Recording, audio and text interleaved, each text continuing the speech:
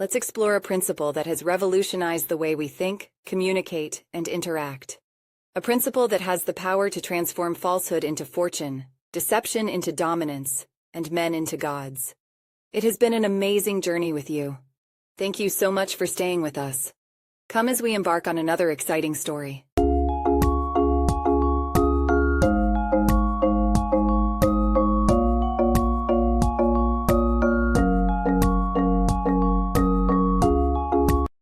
Femi and Shola, who were neighbors and classmates, were both 10 years old and had been friends since they were kids.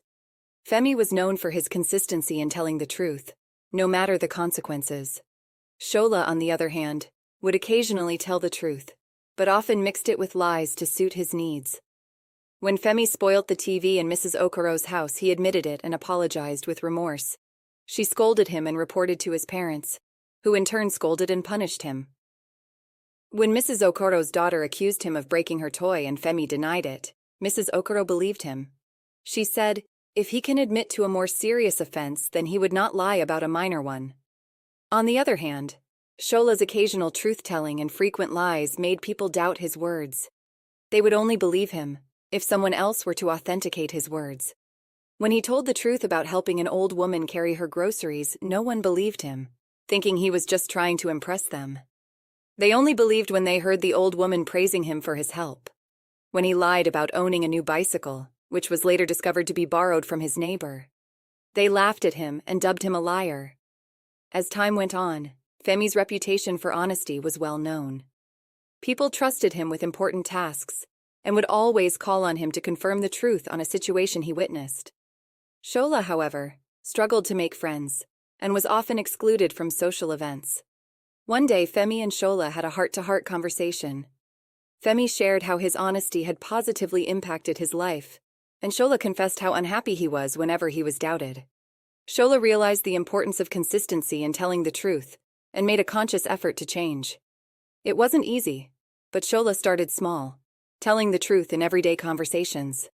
He struggled to resist the temptation to lie. One day, Femi and Shola were accused of stealing a phone from the neighborhood store.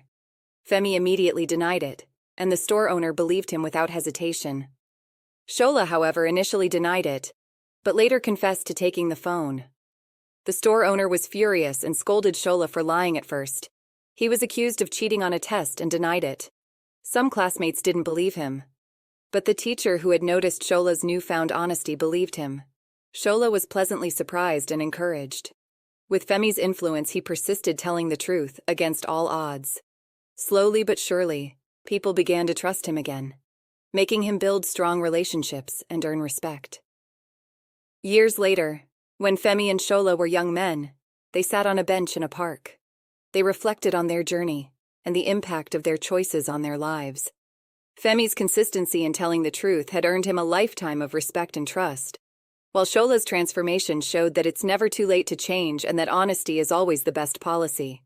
What are your thoughts on this story? Some children are like Shola.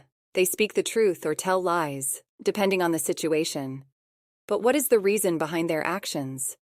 Do you know, as parents and a community, we largely responsible for this? Find out how and more in the next video. See you soon.